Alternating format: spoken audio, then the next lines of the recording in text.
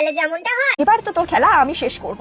এই বুড়ি সব সম্পত্তি তোমার নামে করে তোমাকে এবারে মালকিন করে আমাকে বাড়িতে তাড়ানোর প্ল্যান করছিল, তাই না? এই বুড়িকে আমি বিষ দিয়ে মারতে পারিনি তো কি হয়েছে? আজকে আমি এই বুড়িকে মেরেই ছাড়বো, কেউ আমাকে আটকাতে পারবে না। এই বুড়ি ছোট বড় বৌমা, তুমি আমাকে বাঁচিয়ে নিলে। তুই আমাদের মাতৃতুল্য মা, আমাদের শাশুড়ি মার গায়ে হাত তুলছিলি?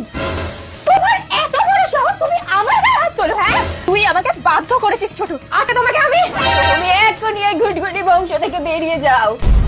আমার বংশের যোগ্য পুত্রবধূ হলো আমার বড় বৌমা।